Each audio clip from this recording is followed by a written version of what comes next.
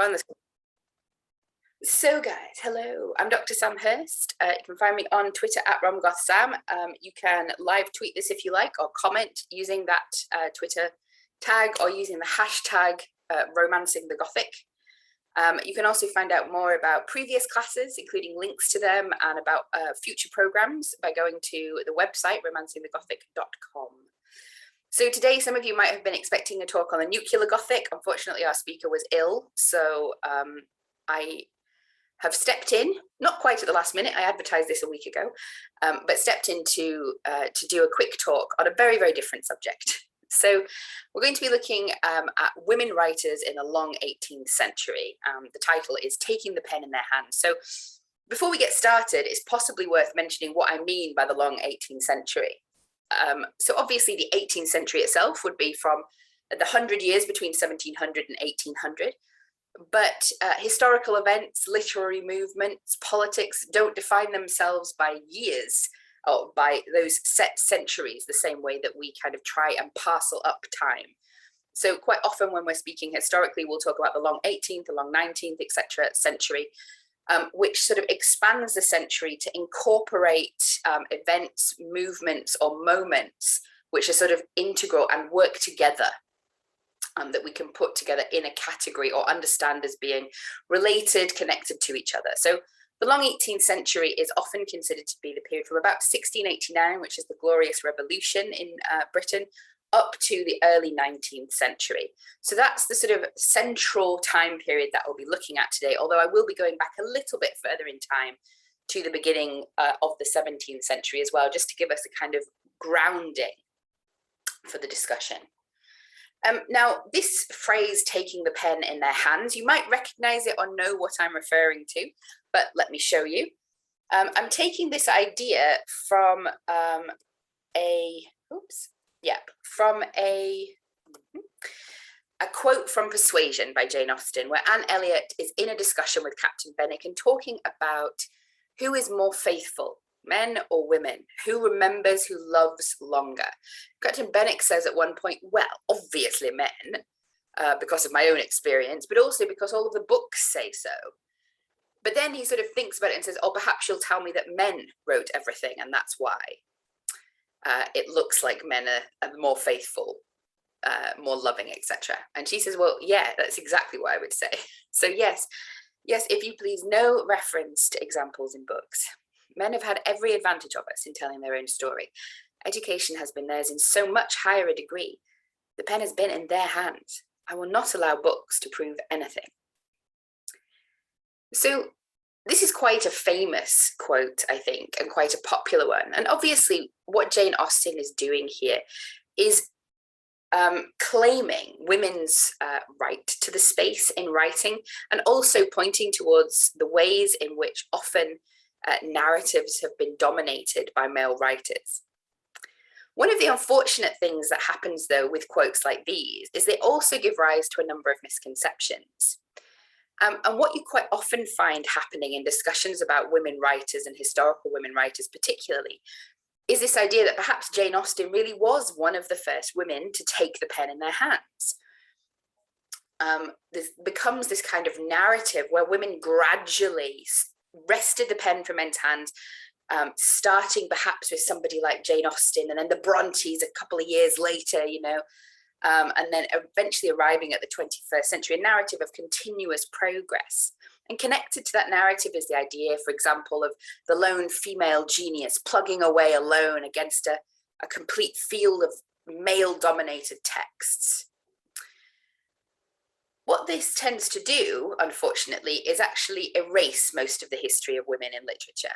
Erase the fact that there were many women writing in the long 18th century, erase the fact that they were incredibly popular and widely read, erase how influential and impactful their work was.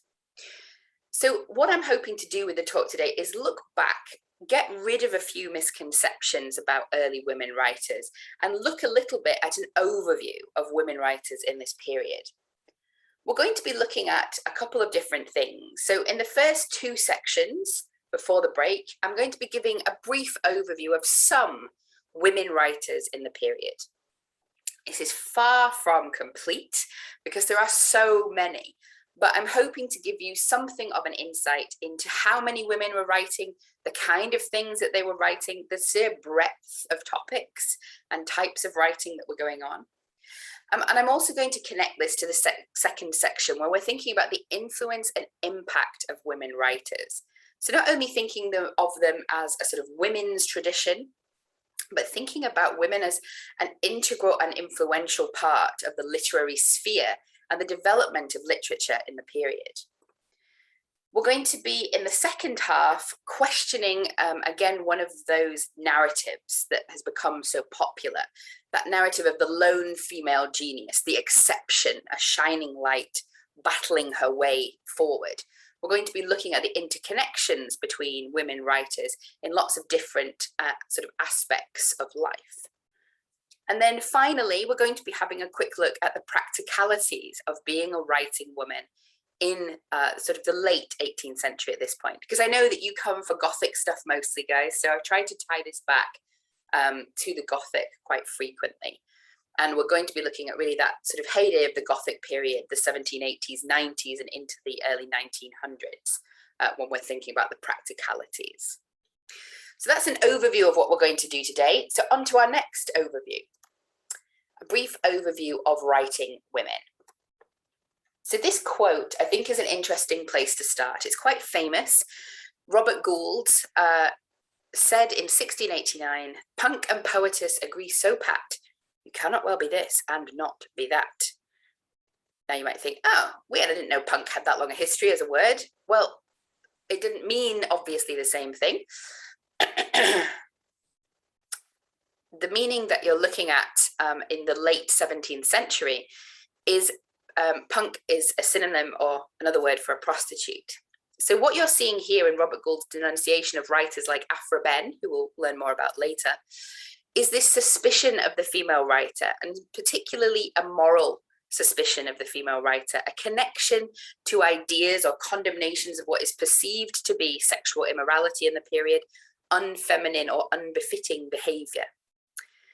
Now, I don't want to give you the idea that this was a universal attitude or it was applied to all writers, but I think it's an interesting starting place to think about the position and public image of the woman writer at the beginning of the long 18th century. However, because it's not a universal, I'm also going to be giving you some counterexamples of that. I never want to create a sort of blanket universal statement. And for that purpose, I'm also going to be going back a little bit in time. So before Robert Gould was writing this about writers like Aphra Behn and de la Riviere Manley, back to the beginning of the 17th century. Now, Bathsheba Macon was far from being the first female writer, but she is sort of a good figure to start the 17th century with. She was an educator and a scholar. She was multilingual, and she was so respected as a scholar that she was known firstly as England's most learned lady, but she was also employed as a tutor to the royal children. She's a good example of a number of different things that we'll be talking about through the session. So it's a name that I'll keep going back to, that will keep coming back up. But I'd like to sort of start our introduction and thinking about some of the threads that are often being wound through women's work in the period by noting that Bathsheba Macon is most famous perhaps for her essay to revive the ancient education of gentlewomen. So a fairly frequent preoccupation of women writers in the period were topics of gender equality more broadly, women's opportunities, and particularly education for women. And Bathsheba Macon was arguing that women had the same rights to education as men. Now, don't get too excited. This wasn't a complete sort of egalitarian statement. Bathsheba Macon was very clear about what type of women she believed should have access to education. Rich women, essentially, upper class women who had the time, the money, and the intelligence to benefit from that education. She wasn't really interested in what the working classes were doing. But you can already see this interest in the expansion of education and this claim to the right of women to be in that scholarly and literary sphere. Now, a slightly different type of writer in the period were the first professional writers. We often talk about the first professional writer as Aphra Behn, who is a poet, a playwright, dramatist. But she was not the first woman to live by the pen. She was not the first professional writer. In fact, we need to look at a different type of writing and a lower class of writer in terms of class position to find the first professional writers. So Hannah Woolley and Sarah Ginner are often considered to be the two first professional writers. Now, Hannah Woolley, we have her dates, more or less, 1622 to around 1675. She wrote books of household management, such as The Lady's Directory and The Cook's Guide. Sarah Ginner, for whom we don't really have any dates, but we have extant examples of her work. She was the writer of almanacs, so astrological almanacs, and also which also included information on sort of herbalist remedies, for example, and had a particular concentration on women's experience and sort of the control, or rather the governing and enjoyment of female passions. Now, it wasn't only scholars or working class women that were women writers in this period. We've got all sorts of women writing, and often we can find them in the upper classes, those who had the opportunity and access to sort of education and resources. So a couple of examples of this would be Catherine Phillips, who was a translator and a poet known as the Matchless Arinder. And we'll get back later to why she was known as the Matchless Arinder. But basically, it's because of her relationship to a group called the Society of Friends, who all had different pseudonyms that they used to refer to each other. She was a poet that was often compared to writers like Aphra Behn, not to Aphra Behn's favour. So Catherine Phillips was held up as an example of the female writer. Anne Finch is another sort of aristocratic writer. She was, again, a poet, particularly. Her writing often concentrated on the mental and spiritual equality of the genders. She had a certain amount of renown within her lifetime, although she wasn't in any sense sort of popular bestseller in terms of poetry, but she was renowned in certain circles. And she wrote across a wide variety of topics, from perhaps most famously sort of nature-inspired poetry, philosophy, religion, politics were all included. And she was also poetically experimental in her writing, which is going to be a key part of the renovation and renewal of poetry and later the Romantic movement towards the end of the 18th century. Now, sort of getting into really some of the most famous writers at the beginning of the long 18th century, you've got what are often referred to as the fair triumvirate of wit: Aphra Behn, Delarivier Manley, and Eliza Hayward, who were all writers of amatory fiction, among other forms of fiction. And we're going to look a little bit later at their importance in the development of the novel as a form, because remember, the novel was a form that was arising in that long 18th century. It's our kind of most common form today, but it wasn't a common form prior to this. So Aphra Behn was a poet, a dramatist, a translator, and also potentially a spy. It's a little bit unclear. She's perhaps most famous today, and we'll look at this later, for her novella Orinoco, but she was also a fairly prolific dramatist, writing over 19 plays, and most famous, perhaps most successful, with her comedies such as The Rovers.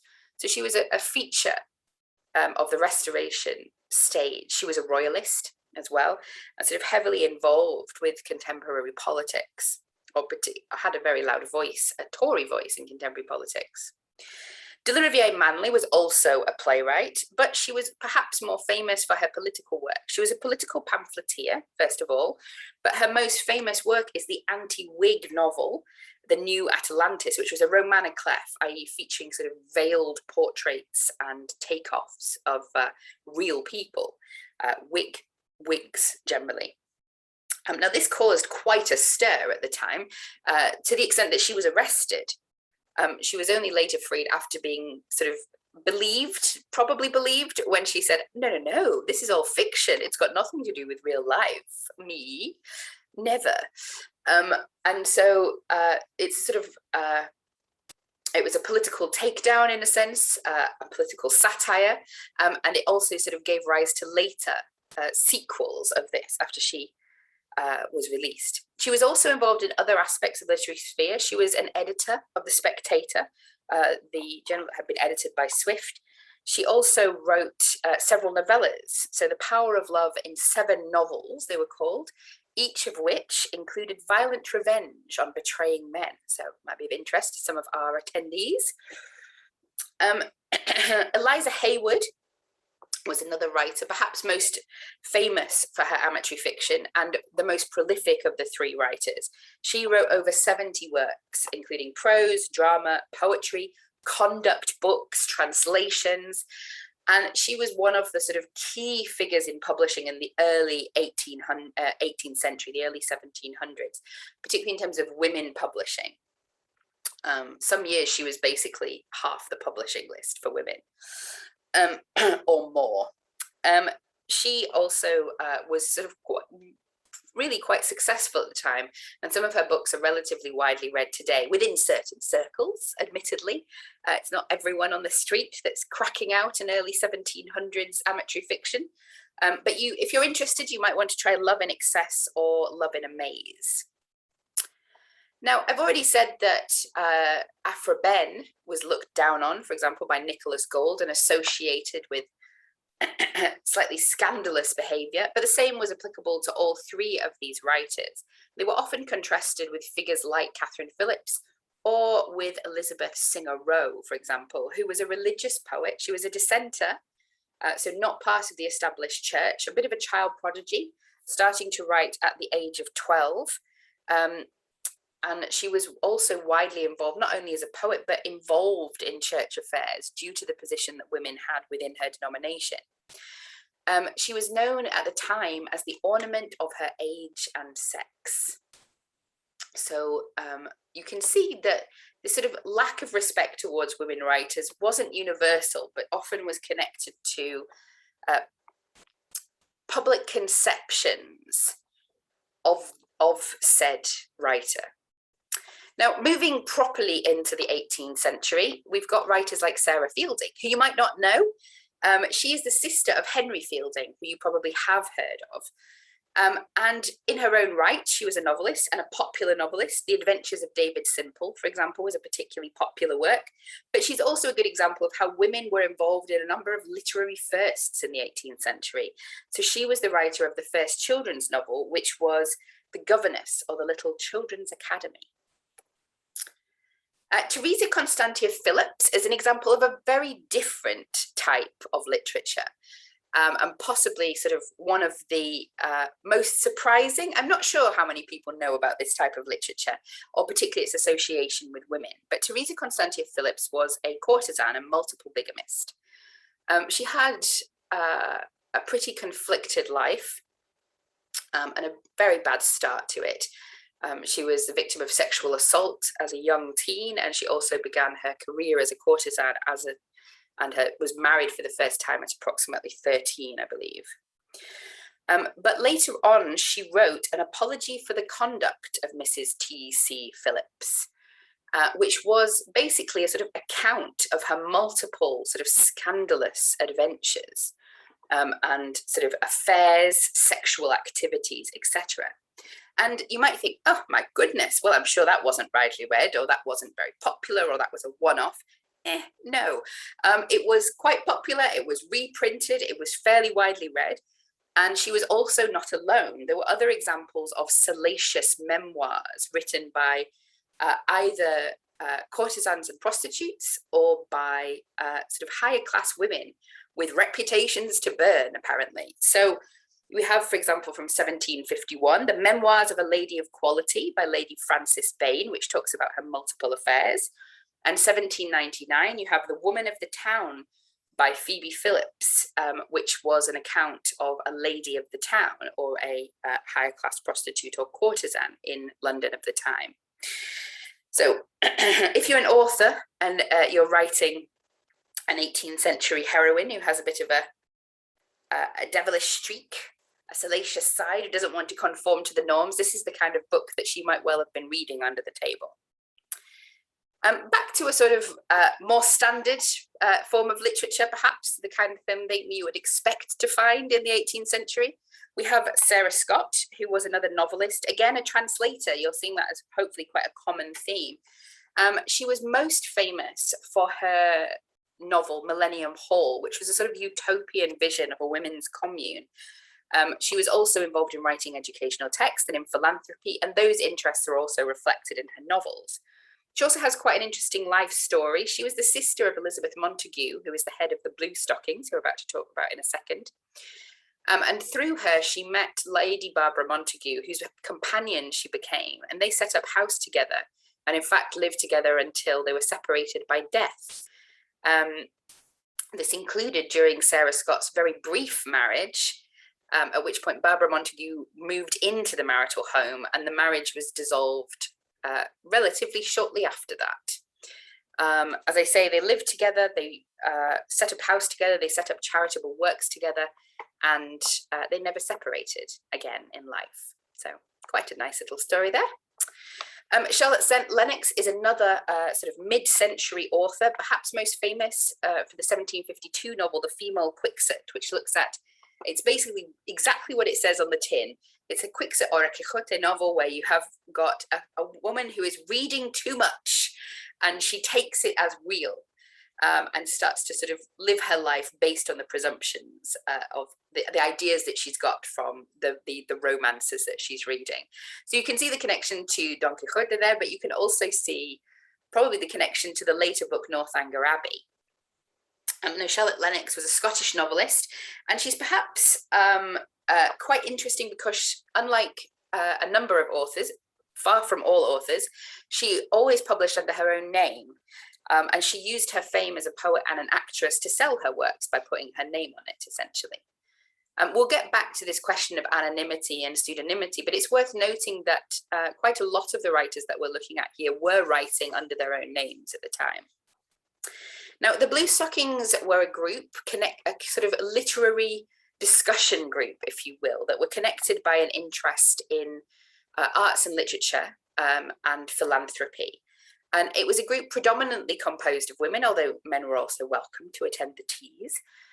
But it's also sort of a gathering space for many sort of important literary women in the period. So I've already mentioned, Elizabeth Montagu. She wasn't a novelist, but she was involved in something that we see developing in the 18th century, which is the practice of literary criticism as a field.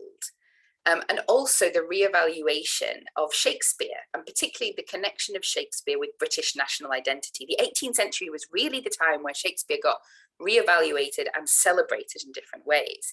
And her essay on the writings and genius of Shakespeare was a sort of key part of that reevaluation.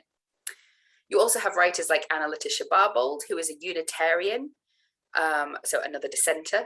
She wrote across a wide range of genres, including educational tracts, children's literature, theology, philosophy, poetry, including poetry, which was sort of widely recognized and used in the abolitionary movement. And she also wrote quite a famous Gothic fragment, Sir Bertrand, and a defense of terror as a form. We also have Henrietta Bowdler. Now, that name might sort of ring a bell. You might have heard of Bowdlerize, which is associated with her brother Thomas Bowdler and his family Shakespeare, which was a version of Shakespeare with all the naughty bits taken out. But sort of the historical consensus is generally that Henrietta was heavily involved with that and may have been the principal writer of the family Shakespeare, but it was Thomas's name that got put on the book. Elizabeth Carter was a translator of the classics. She was a translator of Epictetus. Her letters were also published posthumously, and we keep seeing that with a lot of these women writers, that their letters were also something that was frequently published, often posthumously, sometimes in life. Catherine Macaulay was one of the Blue Stockings. She was a notable historian who wrote a multi-volume history of England from the ascension of James I to the Revolution, a sort of alternate history. Not an alternate history, but a different brand of history writing. And you've also got figures like Hannah More, the evangelical Anglican, who is famous for a vast number of reasons, but I'm bringing her up now because of her sort of support of the cheap propository tracts, which was the development of sort of cheap chapbook almost literature, which was available at a very cheap price to encourage reading among the poor. And you might be thinking, oh, how lovely. It's also worth thinking that in Hannah More's educational philanthropy, she believed in teaching people to read, but not to write, because the poor don't need to write, do they? They just need to read so that they can learn morality from our little chapbooks. So chapbooks, these cheap repository tracts produced by Hannah More, were not for the edification and entertainment of those reading them, but rather for the moral dissemination, let us say. Now, those were far from being the only blue stockings, and some of our other writers here are connected with them. Frances Burney, some of you might already have read. She was a key sort of best-selling figure in the period. You might have heard of some of her most famous novels, like Evelina, an epistolary novel, which was perhaps one of its most popular manifestations of the epistolary novel in the second half of the 18th century. Cecilia, which ran into 51 editions, if you can believe it, gives a sort of insight into her popularity, and other novels like Camilla. Clara Reeve I've included as a really key writer within the Gothic field. She was also a literary critic, and she wrote The Progress of Romance, which was effectively a defense of both the romance and the novel. It's really interesting if you are a romance reader or writer today to have a look at Clara Reeve's Progress of Romance, because although it's romance with a capital R and not understood as sort of the love story romance, you'll see a lot of the ways in which Clara Reeves talks about and defends these literary forms, echoes the ways in which we're forced to defend popular genres today. She was also sort of really integral in the development of the Gothic. As many of you know, if you've come to my classes, she wrote the Old English Baron. And it's really the Old English Baron which allowed the Gothic, or enabled the Gothic to continue. So Horace Walpole's excessive supernatural in the Castle of Otranto didn't really get picked up and reiterated. But what we find with Clara Reeve's Old English Baron is that she tempers down that supernatural element, and she does it very deliberately. In her preface, she says she's getting rid of that excess. And it's her form of the Gothic with this sort of diminished supernatural, which really becomes incredibly popular and then sort of produces the opportunity for writers like Anne Radcliffe to develop that particular form of the Gothic. So Sophia Lee is another writer associated with the Gothic through her novel The Recess. But I've put her on here not for her connections to the Gothic so much as her connections to the historical novel and the alternate history. So often when we think about historical novels and historical novelists, you hear that, well, Walter Scott was the first historical novelist. No, he wasn't. Not by quite a long shot, actually. And Sophia Lee wasn't either. But her novel, The Recess, which was a reimagining of history in which Mary, Queen of Scots, had two secret daughters, is a much earlier example of a historical novel. It's quite the read, so I can recommend it. It's a really interesting read, but it's a bit heavy going at points. Mary Wollstonecraft, I'm fairly sure everybody is familiar with Mary Wollstonecraft. She was obviously a feminist writer. She wrote a number of non-fiction tracts, including A Vindication of the Rights of Man, which was a response and defense of Thomas Paine's The Rights of Man, and A Vindication of the Rights of Woman. She was also, of course, a novelist, although she never finished her final novel, Maria or the Wrongs of Woman, because of her untimely death.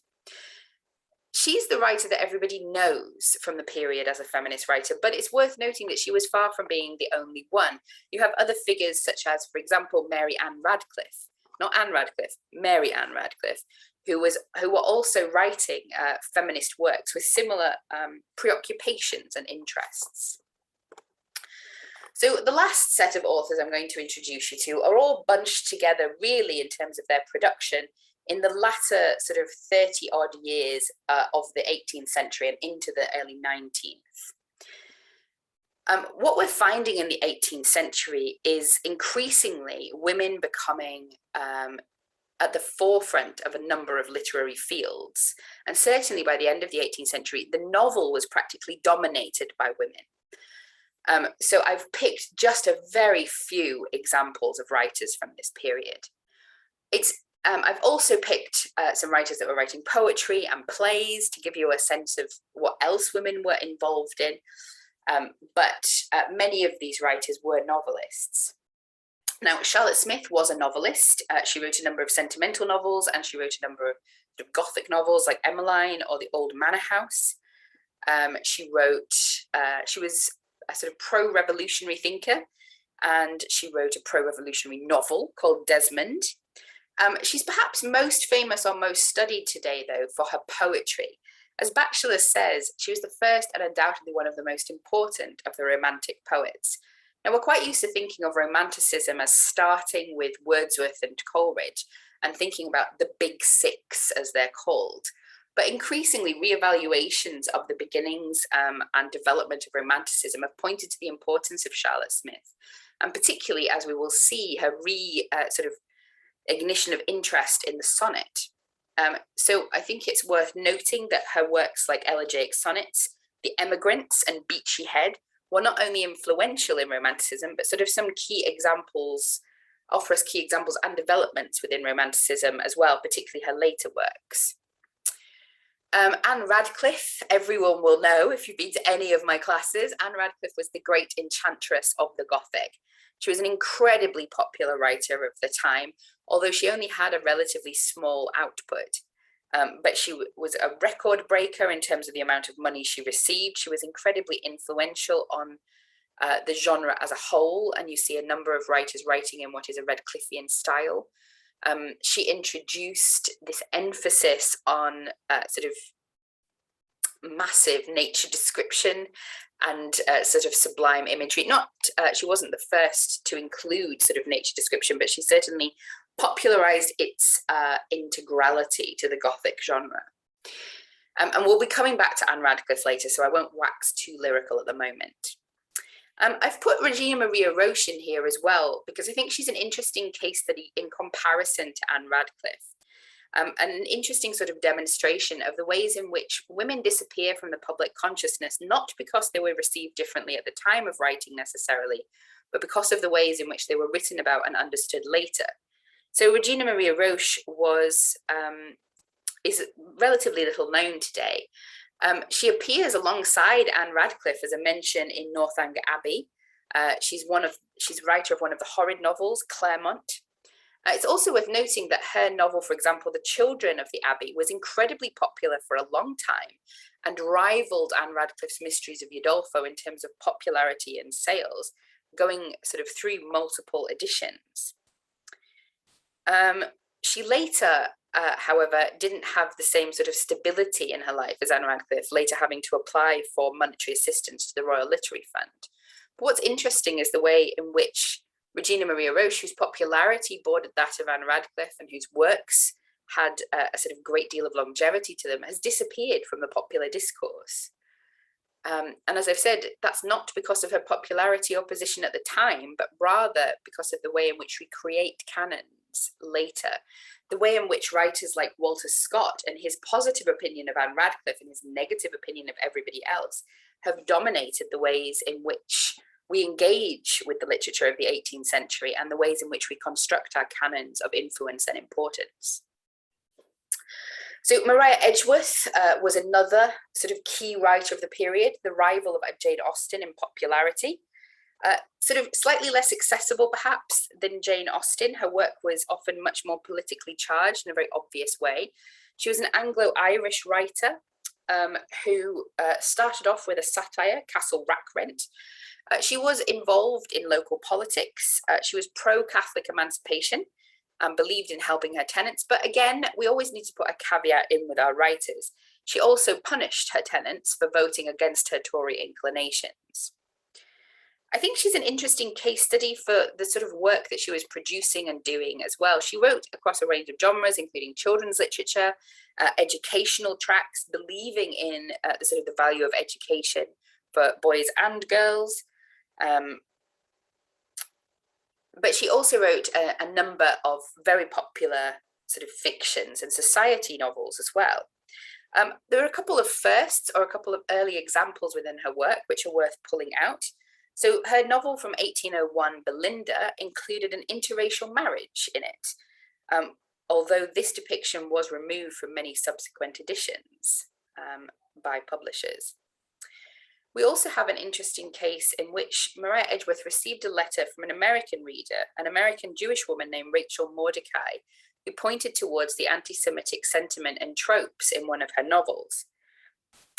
Edgeworth's response to this was to write a novel in return as an apology called Harrington, which featured a Jewish protagonist and another protagonist who was a recovered anti-Semite. I think it's sort of interesting to pull out these examples, partly because we often hear these excuses or these ideas that, well, it was just what everybody believed at the time. We hear this used a lot in the discourse in the Romance community when writing books about the period, or we're defending books written in the period. But it's worth noting how a writer in the early early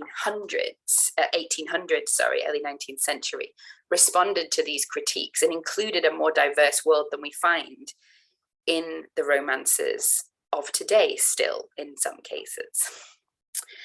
So let me whip you through a couple of other writers. We've got Joanna Bailey, who is a playwright, most famous for her plays on the passions. And she's a good example of the popularity still that women could enjoy as playwrights, even though her work was originally published anonymously and was attributed to Anne Radcliffe at one point. Phyllis Wheatley was an African-American poet, although I'm fairly uncomfortable with the term. She was an African poet who was enslaved, an African child that was enslaved, and she published her book in England because she could not get it published in America. She came to London, but she was still enslaved at the time. So she traveled with her enslaver. Her book, Poems on Various Subjects, Religious and Moral, was published in 1773, and she later received manumission. But after manumission, she was unable to receive sufficient support to publish her other works, and she died in penury. So it's quite a tragic story. She also, her poetry offers a really interesting insight into sort of other manifestations or other sort of expressions of creativity among the enslaved population, as she writes about, for example, a black painter at the period. But each poem is sort of an insight into a tragedy in many ways, because, for example, that painter, their enslaver died and they were sold, and there is no further record of them. So on to the last couple of writers. I don't think they need any introduction, Jane Austen and Mary Shelley. I've put them on here just to sort of give you an idea of where they appear in our timeline. We're seeing them, as you can see, at the end of 3 whole slides of women writers, which is only a tiny selection of the women writers that are out there.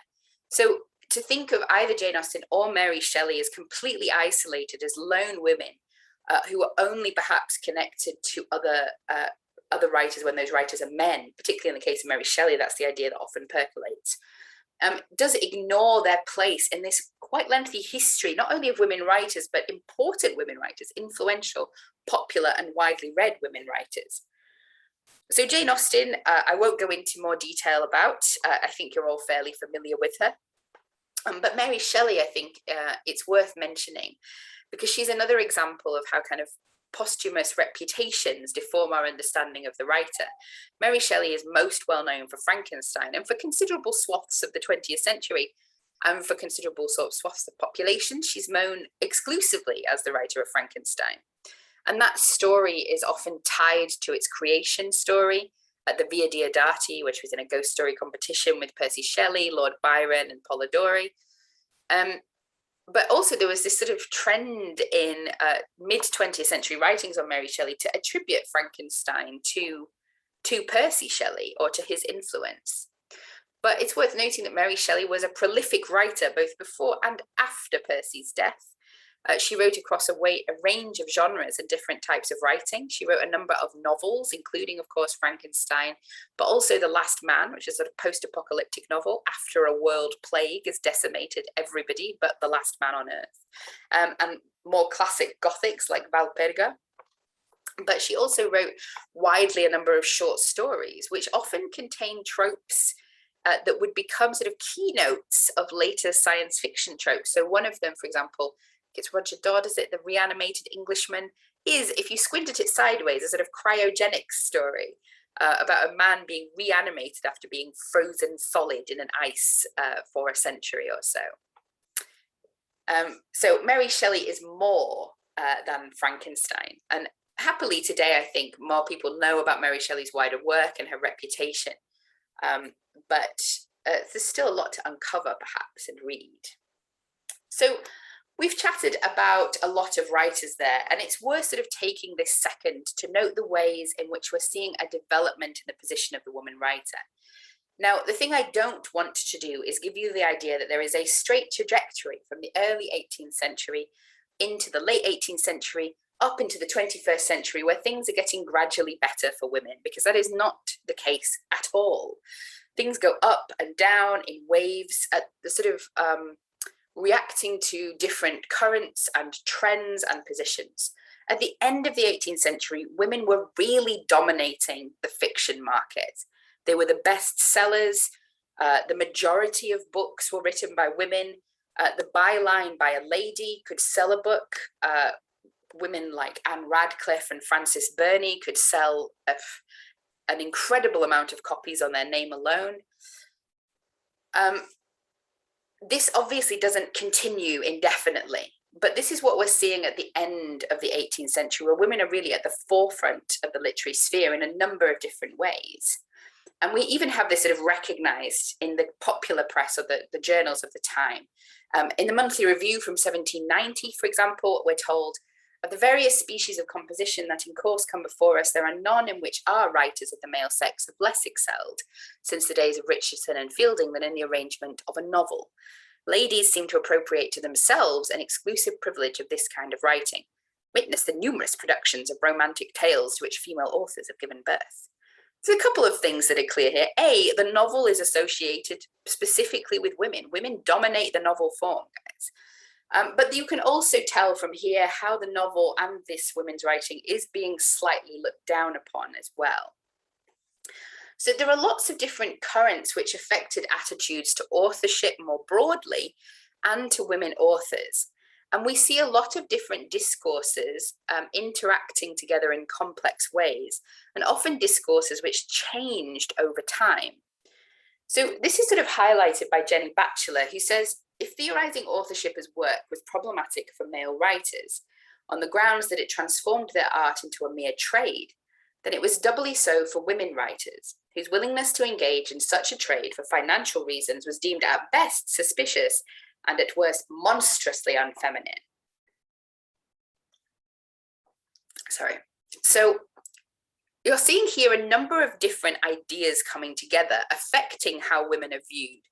The attitude to the relationship between work and authorship, and the sort of understanding of gender and women's work and women's place as well. So I've separated out a couple of the relevant arguments that also show how these discussions were changing over time, and to some extent explain the different techniques that women had to confront these different ideas. So we're looking at sort of the beginning and mid-18th century. The dominant discourse was the discussion or the sort of contrast between the professional writer versus the amateur. And as we're going to see in all of these distinctions, women often came out worse. Male writers were defending themselves and their form as professionals, trained, educated, not mere scribblers at home, an amateur with an embroidery needle in one hand and a pen in the other. So this sort of discourse often placed women at a disadvantage, dismissed as amateurs. And so you see in the writing of sort of mid-century writers like Sarah Scott, a defense of writing as work and a declaration of women's right to take part in that work as a form of labor. However, what we find in the later 18th century, particularly in the rise of Romanticism, is a different opposition happening, a different debate occurring. And that is the contrast between the professional versus the genius. And in this case, the professional comes off worse. They're the scribblers, the tradespeople, the people who write for money. Ugh. Whereas the genius is one who is moved by the muse, who cannot help but write, who is a cut above the rest. And I'm sure you'll have guessed by now, but it was often women that were cast in the role of the professional alongside men, but many women, particularly those writing Gothic novels, for example, were dispensed with as scribblers, as hacks, as writers for hire.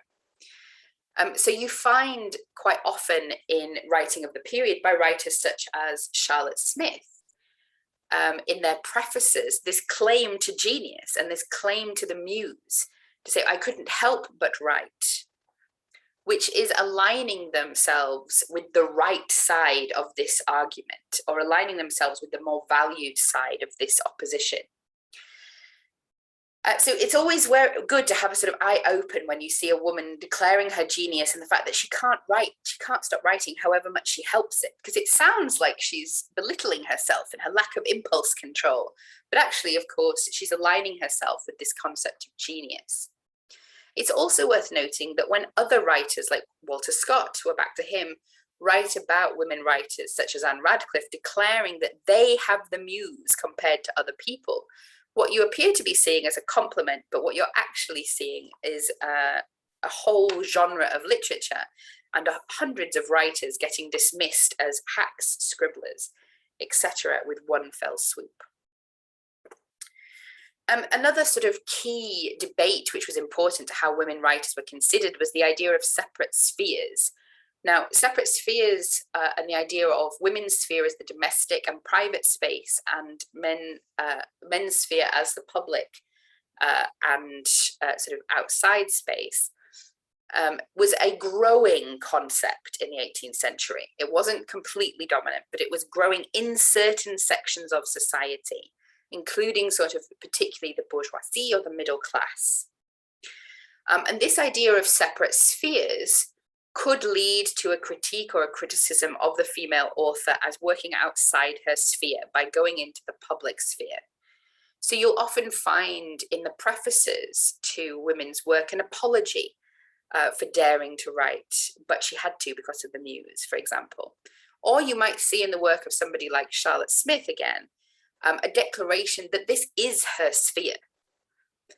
Charlotte Smith does a sort of interesting maneuver where she points to herself and her role as a mother, saying, it's because I'm a mother that I write to provide for my children. So this is my sphere. What all of these techniques are doing, and what we're finding continually, is women performing in different ways, ways that often take on the appearance of humility, but are actually stating women's right to take their place in the literary sphere and to be considered alongside everyone else, to be considered valued and respected in the same ways. So you might read a lot of prefaces and find the sort of performance of humility in different ways quite difficult to comprehend, or difficult to sort of understand what's going on and what the techniques are. But it's always worth remembering that this is to a great extent a performance that is being deployed for specific reasons. These women don't think that they're just, oh, it's just a little scribble that I did because I couldn't help it. That's not what they actually think of their own writing. They don't think that it doesn't take them time or effort or expertise or genius. But they use this performance of humility to place themselves on the right side of one or more of these oppositions or debates. Now, the other idea that's quite popular about women writers in this early period is that every woman was writing anonymously or pseudonymously or signing it by a lady. But I feel I'll leave Feldman to speak here when he says that, picture, if you will, the woman poet of the Romantic era, toiling away in obscurity, fearful of putting her name before the public, of being seen and recognized as a writer, publishing book after book, anonymously or under the veil of by a lady, or using some other subterfuge to keep her true identity secret. This woman poet, this familiar portrait, is a fiction. As much a myth, it seems, as the notion of poetry coming as spontaneously and as naturally as leaves to a tree. Now, the idea that this was the only possible reality for women writers of the period is simply a fiction, as Feldman says. Many writers, both male and female, of all genders, wrote anonymously or pseudonymously, and also under the byline by a lady. But many also chose to write under their own name, or even though they wrote anonymously, were known as the authors of the book. Case in point is George Eliot or Jane Austen, for example. Now, the byline "by a lady," it's interesting to sort of point to because it shows us that it wasn't the gender of the writers that was necessarily the issue, or at all the issue. "By a lady" was a selling byline that would increase the sales of a book. So women writers were in fact in demand, but there would be a number of reasons to perhaps not want your identity to be known. And these reasons can relate to a number of interconnected things for both men and women. Now, there are extra factors with women, because in some cases of the suspicion of women writers, perhaps, but those suspicions weren't universal and not all women were subject to them. But a woman might want to hide her identity so as not to appear unfeminine, but she also might do it simply for privacy. She might do it because she's not sure of the reception of the book. She might choose to go by a lady so that she is separating her public identity or her husband's public identity from her written work. Similarly, when we look at pseudonyms, we quite often find a range of reasons for the use of pseudonyms. Rarely did these pseudonyms hide the gender of the author in this period. And we will also find a sort of tactical professional usage of pseudonyms. So a writer like Charlotte Dacre, for example, had various pseudonyms depending on the genre in which she was writing.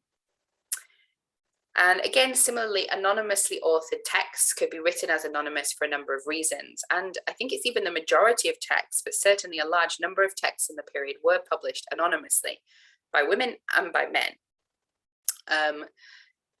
And the reasons that I mentioned for "by a lady" also apply here, of course. There might be an attempt to keep private a particular identity, or to not be associated with the work if it failed. An interesting example of this, I think, is Horace Walpole, essentially.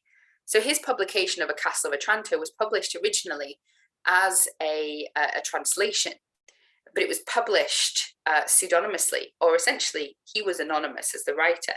And it was only when it became successful that he attached his name to it. And there was a backlash against his name being attached to it, in fact. You see similar things with Matthew Lewis, who reveals his identity more fully after success. So that's one of many reasons why anonymity might have been chosen. And there's a lot of good scholarship on this as well that you can look at. But what I want to sort of stress is that we need to move away from the assumption that women couldn't write under their own names, or this was an impossibility. We need to move away from this idea, as Feldman notes, of the writer toiling away in obscurity, unable to be known because women wouldn't be read. That's a nonsense. Now, that was the longest section by far, don't worry. In this section, I'm going to briefly look at the idea of the influence and impact of these women writers. We've looked at their existence, we've suggested their popularity, but I also want to look at the ways in which women were an integral part of the literary world of the long 18th century. I want to start by looking at this idea of a woman's tradition or a women's tradition of literature. Now, I don't like the term or the idea, and I'll tell you why, guys. In a similar way that I don't like the term female Gothic. I think what it tends to do is create this idea of a separate strand of literature. There's women's literature, and then there's literature. So I think this idea of a women's tradition and trying to define this women's tradition as a singular thing based on the gender or sex of the writer, I don't feel is particularly helpful or forward thinking. What I think is a good way of reframing it is to think of a tradition of women writing. So authors of the period that we're looking at were aware and used and talked about a tradition of women writing, not one set women's tradition, a tradition that existed of sort of famous, popular, respected women writers who they attached themselves or wrote themselves into this tradition. So we see this, for example, in the work of Eliza Parsons in her The History of Miss Meredith from 1790. So she uses the same technique as Frances Burney used in her novel Evelina. So in Evelina, Frances Burney refers to the tradition that she is connecting herself to of expert novel writers, including Rousseau, Johnson, Marivaux, Fielding, Richardson, and Smollett. Elizabeth Parsons does something similar, as we'll see. She says, a first effort might perhaps be entitled to some indulgence, did not the presumption of writing after a Burney, a Smith, a Reeve, a Bennet, and many other excellent female novelists subject the author of Miss Meredith to the imputation of vanity. So here we have Eliza Parsons connecting herself to an existing tradition of women writers, Frances Burney, Charlotte Smith, Charlotte Reeve, and Anna Maria Bennett. But she very pointedly is pointing to female novelists. So moving away from Frances Burney's emphasis on male novelists and her attempt to sort of justify and push up the respectability of her work by associating it with them, Eliza Parsons associates it with respected, widely read, and interesting women writers. So there's certainly this sense of a history of women writers which is appealed to. We see this also sort of earlier, the writers at the beginning of the long 18th century. And we see it sort of looking back towards the past and acknowledging a pre-existing tradition, but also in a sense of acknowledging and celebrating an existing tradition, or sort of cornucopia of women's writing. So mutual praise and publicity could be a resilient response to criticism. Susanna Centlivre, de la Riviere Manley, Trotter, and Mary Picks were enthusiastic in their praise of the work of their predecessors, and they were equally effusive towards each other, heralding their work as continuing an illustrious inheritance from Sappho onward. So you can see how women writers would attach themselves to this idea of a tradition of women writers whose work was startling, important, popular. I've also included this quote and the line that I didn't read, which says that Manley later turned against Trotter. I wanted to include it to sort of make sure that you're not thinking I'm trying to say that sort of women were all in this world of rainbows and unicorns, holding hands, smiling at each other and going, isn't it great to be a woman? Of course, there were rivalries, there were disagreements, there were different political opinions, there were different generic sort of preferences, there were critiques, just like real people, imagine. So it's not all this kind of women are all working together, but you do find these connections, these bonds, these acknowledged debts to predecessors, and this acknowledgement of the wider world of literary women as well. Let's have a look at a couple of examples of women writers and their influence on the development of particular genres or forms. And here we're not simply thinking about acknowledging a tradition of women writers and women acknowledging women, but we're also looking at the ways in which women in this period were absolutely pivotal to the development of various literary movements and genres throughout the long 18th century. So the rise of the novel, I've taken the title of this slide from the book by Ian Watt, you might be familiar with it. He talks about the rise of the novel as connected to a small number of male novelists in the sort of 18th century. But increasingly, critical work has looked at the role played by female novelists and novella writers, particularly the work of writers like Aphra Behn and Eliza Hayward, whose novellas or early epistolary novels are sort of a key part of the development of the genre. So Aphra Behn is perhaps most famous for Orinoco, or the Royal Slave, which tells the story of an African prince who is enslaved and taken to Suriname, ends up leading a revolt, a rebellion, and is brutally murdered. It's one of the first British prose stories, if not the first, to feature an African protagonist. And it's an interesting example of sort of the early novel form or development of the novel form. It's a novella length, but you have to remember that the novel was in development in this period. As I've said before, it's very normal for us. We think of the novel as sort of the de facto fictional form. This was not the case in the late 17th and early 18th centuries. So Orinoco is a great example of how many different sort of types of writing were being mashed together, in a sense, to create the novel. So we've got amatory fiction, we've got travel writing, we've got diary and confession, we've got sort of anthropological observation, and that's as bad as it sounds in the context, yes. But you have this kind of interesting mix of these different forms, and that's that mix of forms connected together in a single narrative is what we're going to be seeing later when we're looking at the work of writers like Daniel Defoe, for example. The other sort of novel that's worth bringing to people's attention is Love Letters Between a Nobleman and His Sister, which is a really important early novel in the development of the epistolary novel, which was so popular in the 18th century. Now, don't worry, guys, she's not his actual sister, sister-in-law, but this was a popular, and again, slightly, obviously a little bit salacious on that sort of side of things. You can possibly see why this book for a long time didn't figure in official accounts of the development of the novel, because, we don't want to admit that a woman was so integral, and we certainly don't want to admit that a bit of spicy writing was so integral to the development of the genre. So moving away from the novel onto poetry, I've already mentioned Charlotte Smith and her influence as an early romantic writer, or often considered as a proto-romantic writer. But her elegiac sonnets, published sort of in the 1770s, I think it is, I forgot the date, sorry, off the top of my head. But her elegiac sonnets were key in the revival of the sonnet form. She was an experimental writer, merging the Petrarchan and Shakespearean sonnet forms. But we also see in Charlotte Smith's work the real sort of shift in focus that moves us from Augustan writing, its emphasis on society, its emphasis on the pastoral, its emphasis on satirical, or the epic, to a focus on the lyrical eye. So Charlotte Smith's poetry involves the lyrical eye, the investigation of emotion and passion and feeling, all of which will be sort of key parts of definitional to the romantic poetry and the growth of romantic poetry soon after, or during the same period, essentially, if you're willing to sort of let go of the big six as being the be-all and end-all of romantic poetry. Anne Radcliffe, I've also mentioned.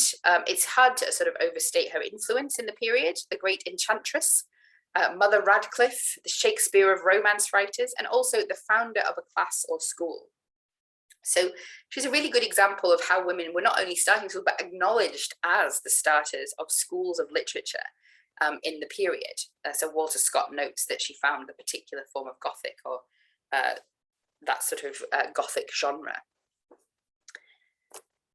I also want to just round up this discussion by moving out of sort of a concentration on writers to the concentration of women in other aspects of the literary world. Anne Lemoine, shouldn't have an E on her name, sorry guys, was a really influential publisher and bookseller. She was incredibly prolific, and she informed and dominated the chapbook market in many ways. She published over 400 works, and 99 of which were Gothic. And she also influenced the style of the chapbook, influenced its sort of publishing direction, introduced it to new audiences, and was key to shifts in sort of standards around, among other things, illustration. So we see with Anne Lemoine that she played a significant role in the production and marketing of these tales. While chapbooks traditionally used woodcut and etching for illustrations, Lemoine's use of aquatint frontispieces marked a shift not only in the production, but in manufacturing. It also underscored a broad effort to market these tales to middle-class readers, including in her collections of chapbooks, such as Wild Roses, Telltale Nights, etc., Telltale Magazine, etc., and it facilitated the shift from individual to more significant collections of thematically analogous chapbooks, which allowed sort of cheap chapbooks to be sold for a more expensive price and to be sold as books in lending libraries, appealing to a new audience. So she was influential, as you can see, in a number of different ways. And she was also sort of really the key Gothic chapbook publisher for a number of years. So influencing an entire genre, dominating an entire genre, as well as sort of being incredibly influential, both in her own publishing imprint and also through her collaborations with other publishers and writers in sort of the direction of chapbook publishing more broadly. So this is going to be the break. I'm going to take a little bit of a question break, and then we're going to be thinking about these questions about the interconnections between female writers and the practicalities of being a female writer in the period. Okay, so In this section, can you all see the slides? Yeah? I can't see anybody, so if anybody can't see them, just say no.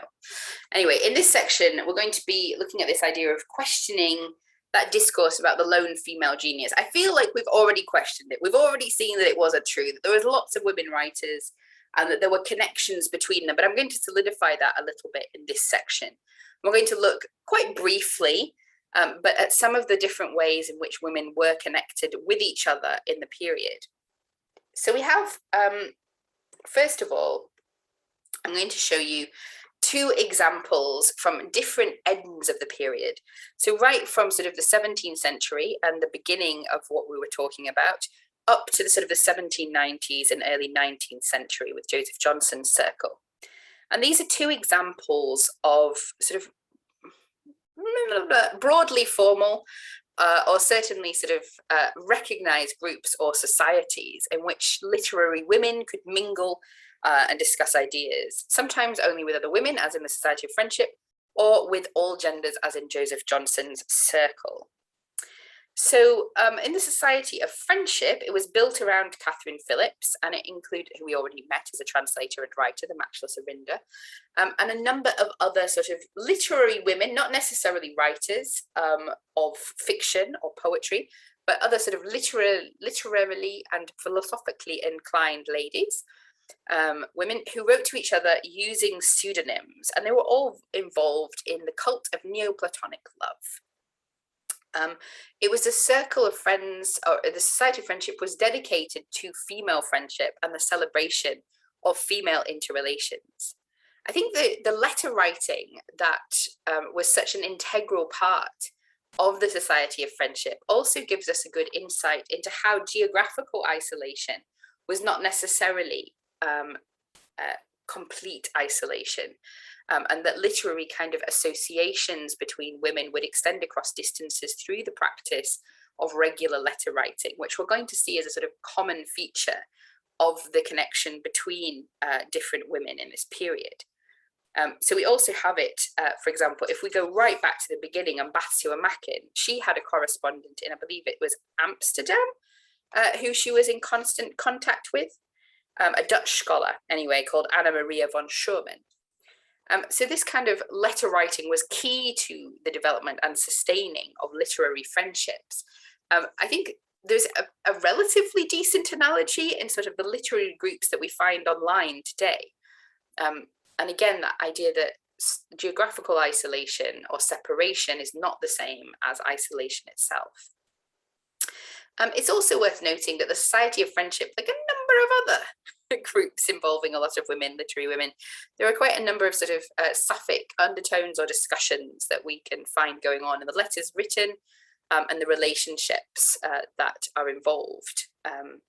So a lot of the letters, a lot of the correspondence are really dedicated to very passionate and involved female friendships.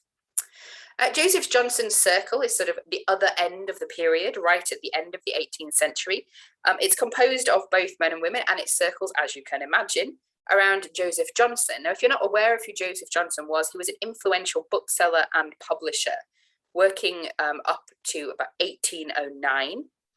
And he published a lot of radical writers and thinkers from a variety of different backgrounds, including Wollstonecraft and her husband William Godwin, Erasmus Darwin, and Priscilla Wakefield, who was a feminist economist, the scientist and Unitarian Joseph Priestley, Anna Letitia Barbauld. Published a wide range of works, some of which got him into trouble, significant trouble. He was arrested for seditious libel in 1799 and imprisoned for 6 months. But he was also famous for his weekly dinners, which were an opportunity for his close circle in London to meet together, but also for visiting writers, either from London or from other areas of Britain or from overseas. So Thomas Paine visited, for example. And these dinners were an opportunity to exchange ideas. They fostered new ideas and they fostered new friendships. So we'll be circling back to Joseph Johnson, circle at the end, in the example of a female friendship that I'm going to use, because they met through a Joseph Johnson circle, as far as we know. we also have the most famous of the groups and societies involving literary women, which was the Blue Stockings, set up in the 1750s as a literary and art discussion group. Men and women were invited, although the majority of the members were women. They discussed only literature and art and not politics, and they usually had a lovely tea. Now, we can see on the screen some sort of sense of the distinction that often occurred between reality and public perception, or public condemnation. Now, we talked, or we saw quotes a little bit earlier about this idea of literary work making women unfeminine. And you can see that here in the caricature, the quite late caricature from Thomas Rowlinson. And this picture of literary women associated with probably quite radical thought of the period, and also involved in sort of fisticuffs, behaving in an unfeminine way, and also through the sort of distorted depictions of the women's bodies and shapes being depicted as what the author can, what the artist considered to be unfeminine. But if we look at what the Blue Stockings were actually doing, they were mostly sitting around drinking tea and discussing stuff. But we also see from this quote here from Turner that the Blue Stockings played a notable role in the creation of supportive links with and between female writers. These not only increased the author's awareness of the work of other women, but also facilitated their efforts to secure financial help from patrons and subscribers. So we see the Blue Stocking group creating links between women and in a very real sense promoting women's work by offering or aiding in finding financial support, but also in sort of creating links between literary women and supporting, often as the last part suggests, supporting women from less advantaged social backgrounds as writers. Just as a quick aside, guys, if you're wondering why they were called the Blue Stockings, it's because of a man. And it was a name that was somewhat pejorative at the start, but was reclaimed. It was related to one of their visitors, Benjamin Stillingfeet, who was a botanist and translator, who used to turn up to the meetings wearing blue worsted stockings because he couldn't afford any better than that. And it came to be used to sort of refer to the informal nature of the gathering. So if you ever wondered, that's where the name comes from. So, but I've noted that there was sort of practical support and connections happening through the Blue Stockings. And we see an example of this in the next slide. Now, I've told about mentoring and patronage, and I'm not totally happy with my choice of those words, but they're the nearest that I could get. Patronage in its sort of classical form also continued to exist in this period, although was far less popular. But you see that in the case of Mary Robinson, for example, the actress, the beautiful Perdita and poet, also famously the mistress of the Prince Regent, and had him for, I can't even remember if it was £5,000 or £15,000. Look it up. When he sort of ended the relationship. So that was a sort of form of direct patronage, but we also see sort of patron relations in the case of somebody like Hannah More, the Blue Stocking, and Anne Yearsley, where the writer from a higher social position supported the lower class writer and helped them in gathering together subscriptions in order to publish. And I'll talk about what subscriptions were in a little bit, or how they worked.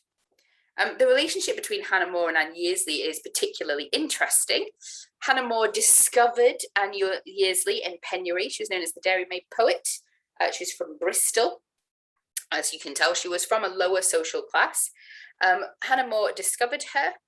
She supported her writing endeavours and also helped get together subscriptions for the Poems on Several Occasions collection, which was published in 1785. Now, everything was going fine, except we've already had a little bit of an insight into Hannah More, I think, with the cheap repository tracts and her views on education. So you might not be surprised to know that she didn't trust Anna Yearsley with her own money and set up a trust that she controlled and that Anne Yearsley had no direct access to. Now, as you can imagine, Anne Yearsley was not impressed with this use of her money. And so they had a major falling out, and Yearsley later found another supporter, Frederick Harvey, the fourth Earl of Bristol, and he sort of supported her in her publication of poems on various subjects, which included a poem on the inhumanity of the slave trade, which was sort of a rival to Moore's Slavery, a poem. Hannah More and Anne Yeardley were both involved in the abolitionary movement, and Anne Yeardley very particularly in the Bristol abolitionary movement. We remember that Bristol was still a major port in the trade in trafficked Africans at the time. Another sort of relationship that I wanted to point to, and I've called it mentoring, is sort of intergenerational relationships between literary women. Now, this is to some extent a presumption of a relationship, or it's a speculation, that's a better word for it. But Sophia Lee, with her sister Harriet, ran a school in Bath, which it's sort of widely thought, based on Robert Miles' work, that Anne Radcliffe was a member of that school. But I think what it points to, I think, is an interesting possibility, that we were seeing a lot of women writers and scholars in the period being involved in the running of schools, including Sophia Lee and Anne Radcliffe, including Sophia Lee and Harriet Lee. And potentially there are these connections there being created between the different generations of literary women. We tend to think about these schools as finishing schools. We've seen them in historical and romance books as places where you meet friends or run off with dancing masters.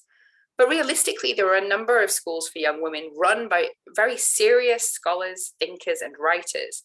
And a number of women in these schools rose up to become key figures in other literary movements. So we're seeing this kind of fostering, I think, a mentoring between generations of women. You certainly see that again with Basia Mackin, who was the teacher, it is supposed, of, I think, Sarah Scott and Elizabeth Montagu. But you certainly see these relationships being a fairly common or recurring feature. Now, there were, of course, as well, professional relationships between different women in the publishing industry. In the case here, I've got a writer and some publishers. So I've already talked about Anne Lemoine, so she doesn't need an introduction, but perhaps Sarah Wilkinson does. Sarah Wilkinson was a writer who published an incredible volume of work under her own name, usually. She published over 100 sort of pamphlets or chapbooks, including books for children, Gothic works, sentimental works. She also published 29 volumes of novels. To get an idea of sort of how big she was in this chapbook world, I've got these figures from Franz Potter, but between 1797 and 1830, there are 119 adaptations of popular works that were rewritten as chapbooks. And of that 119, at least 24, that's 20% of all examples of a genre in a 30-year period, were written by Sarah Wilkinson. She also is an interesting figure because although she worked in close partnership with publishers like Anne Lemoine and later Dean and Munday, she also was an independent writer who worked with approximately 25 different publishers. She wrote original works, and she also worked as a staff writer, doing writing on command, including adaptations of novels and dramas. Her relationship with Anne Lemoine began in 1803. That was the first year that she published with her. And we can see this connection being more than simply a writer that publishes with a publisher. In Anne Lemoine's collection, for example, for the Telltale magazine, 10 of the stories from that collection were written by Sarah Wilkinson, suggesting that she was also a commissioned writer. Sarah Wilkinson's relationship with Dean and Munday actually began with a relationship with their mother, Susan Bailey. And she first wrote for Susan Bailey in 1809. On Susan Bailey's death, her publishing house or print works passed to Dean and Munday, her two daughters, who'd married apprentices of the publisher. And Sarah Wilkinson worked with them from 1815 onwards, and they offered her regular work from 1821 as an editor and contributor to the Ladies' Monthly Museum, giving her half a guinea or a guinea a month. So you're seeing these sort of professional relationships built up between publishers, female publishers and female writers. It was still an industry very much, but we're also seeing examples of support. So Sarah Wilkinson was very ill for large swaths of her life and had to apply for monetary assistance to the Royal Literary Fund. And we see her applications being pushed forward by Dean and Munday. They vouched for her, but they also agitated for her when funds were withheld. The last sort of little category that I want to look at is literary friendships. Now, I've chosen one of many, many, many different literary friendships between women. Charlotte Smith and Mary Hayes met possibly through the Joseph Johnson Circle. And I've used them here as an example of the ways in which women writers were connected to each other in various different ways. You see them writing quite confidentially to each other here, with Charlotte Smith talking about her first visit to the Blue Stockings, where she says, "I heretofore admitted, being then a mere novice and much in favour, to the celebrated conversations of Mrs. Montague's, and I found that the greatest difficulty I had was to resist a violent inclination to yawn, though I suppose everybody talked their very best. Since I have been at other assemblies of literati, when I own I have been equally disappointed, not quite in the same way." I think it's a hilarious passage, and it's such a takedown. I suppose everybody talked their very best. But I think it's also a really interesting insight into Mary Hayes and Charlotte Smith's friendship, but also into the way in which there were divisions between women writers, and these could often be based upon class. Charlotte Smith came from a lower class background than most of the Blue Stockings, and we do sort of find here this implication that she was admitted, much in favour, very popular at the time, but found the conversation and the company fairly stultifying and didn't really go back. So it's worth putting a caveat into our celebration of female interconnection and friendship by noting, as Turner does, that although female authors throughout this period applauded the achievements of individual women and of their sex in general, awareness of the work of others did not necessarily create a sense of common cause or approval. So once again, guys, it's not a land of unicorn and rainbows. Women are human beings and individuals with rivalries, differences, divisions, and dissent between them. But it is worth noting all of these interconnections and noting that every woman writer had at least one female friend who encouraged her literary production and work. So the final section that I want to look at, because this is something we rarely talk about, is the practicalities of being a writing woman in the 18th century. And I'm particularly looking here at the late 18th century, because that's my area. And that's also the area that's of most kind of relevance to thinking about the Gothic as well. Now, when we think about where women were publishing, we often leap to the assumption of novels. And if you read a lot of romance books, all of our female writers are always novelists, beavering away on the book that's going to bring them to the big time, to the bestsellers, allow them to get their little cottage by the sea with their governess, or cut a dazzle upon the town. But of course, this was not the only way to publish, or even the most common way to publish for some.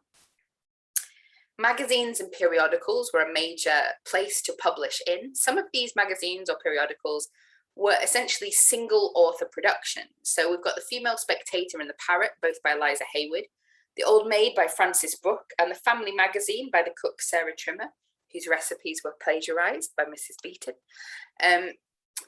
All of them were writing works that were essentially produced by them, and they wrote and produced much of the content. But you also have works like the Ladies' Monthly Magazine, the Ladies' Magazine, the Belle Assemblée, and the Ladies' Monthly Museum, which were produced for women and often included the vast majority of work done in them by women. This could include articles, commentary, criticism, fashion plates, and fashion discourse, and also, of course, serialized stories and short stories. So serialized stories were already a thing in the 18th century, and a lot of the chapbook publications that we see or being produced by the chapbook publishers in larger volumes were in fact copies of serialized stories from earlier journals or periodicals. But we are seeing as well short fiction being a common part of these periodicals, and also poetry. Now, there is obviously the option to publish a novel or any other sole author publication, including things like chapbooks, translations, abridgments, etc., non-fiction works. And we'll think about in a second, well, how do you go about selling your novel? Now, before you get excited about the novel and think, yes, this is how they made their fortune, the average price that you would receive for a novel was actually 2 to 5 guineas. So this would be a constant occupation that you had to keep writing. The superstars who received those kind of mind-boggling payments were few and far between, though we will finish with them to give us a note of hope at the end of the talk. You might also be a contributor to collections such as those published by Anne Lemoyne, or in fact a house writer. So we see that with Sarah Wilkinson at times, where she works on commission for a particular publishing group. And some writers would be a house writer that always worked for one publication or publisher, producing usually abridgments or translations or sort of short commissioned pieces. How you earned money was also, there were a number of different options. How you started to sell your work would usually be through approaching a bookseller, either yourself or through a second party, perhaps a lawyer or a friend. A lot of women would often use a male relation or friend to approach publishers for the first time.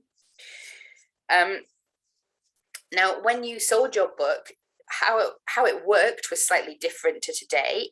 Instead of sort of getting an advance and then royalties, the usual way in publishing was to sell your copyright essentially to the publisher. I've already mentioned that the average price this would go for was 2 to 5 guineas. So not riches by any sort of stretch of the imagination.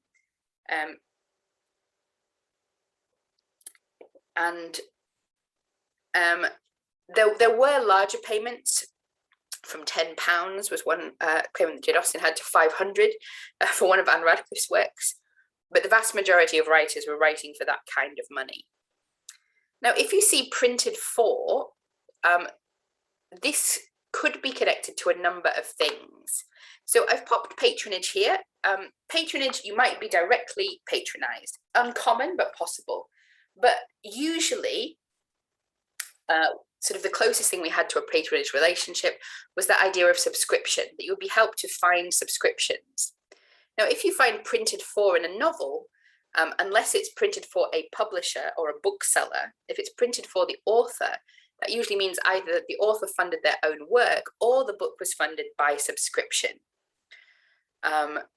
which would mean that essentially, like a Kickstarter, a number of people would sign up and pay before the book was published in order to facilitate its publication.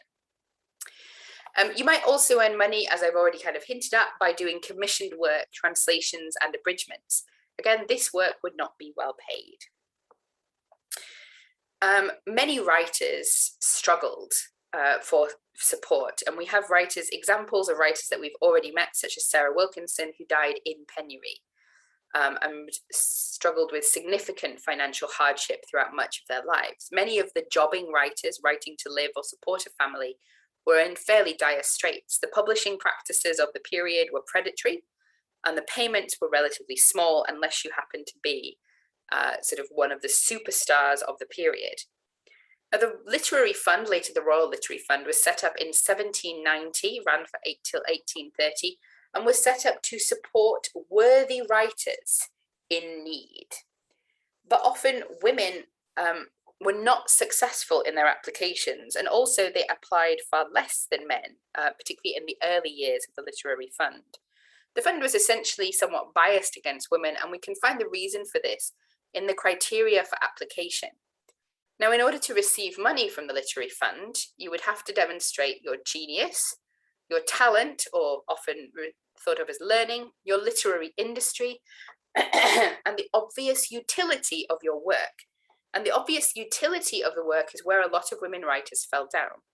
If you're churning out amazing Gothic novels, which are often sort of reviewed as morally pernicious in the popular press, it can be difficult to argue for the obvious utility of your work.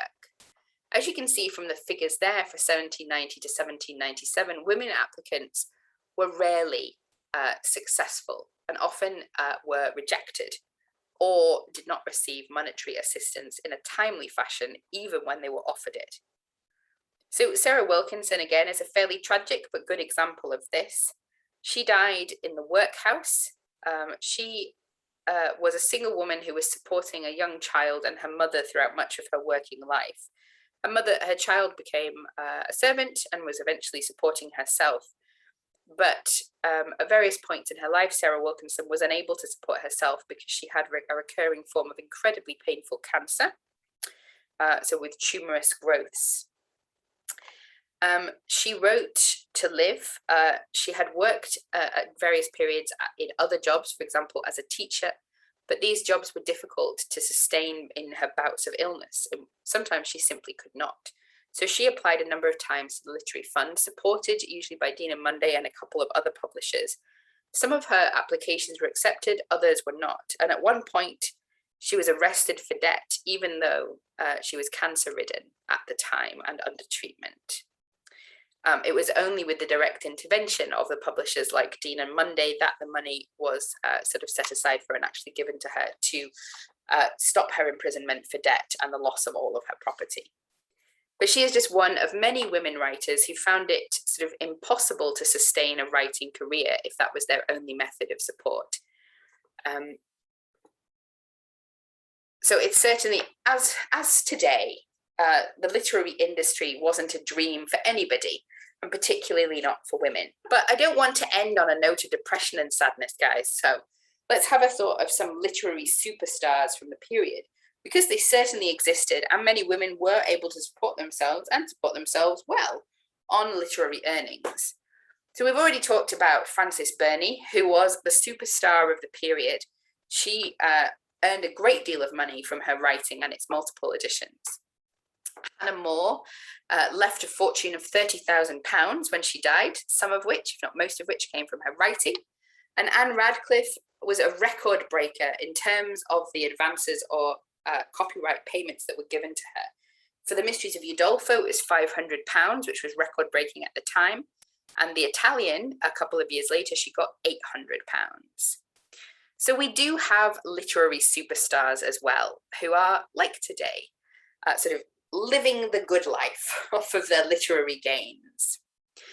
But what I've hoped to do in sort of ending in this way is give a broader picture of women writers in the period.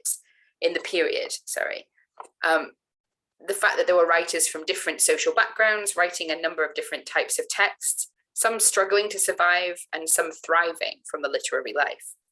Women could write to live, supporting themselves and families, often women who were widowed, single, or separated. This was the case with these women. But we also have women who successfully made a name for themselves and were incredibly influential, not just popular, in the writing world.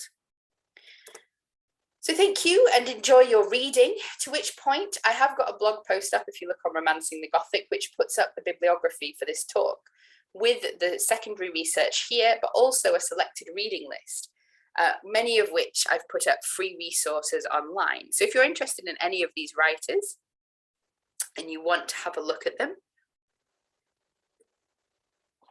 you want to explore a little bit more of the 18th century or beyond, there's links to a number of their works here. So I've got writers that I've talked about, such as Barbauld, Benn, Burney, Edgeworth and Hayward, Charlotte Dacre, who I've talked about a lot in my Gothic classes.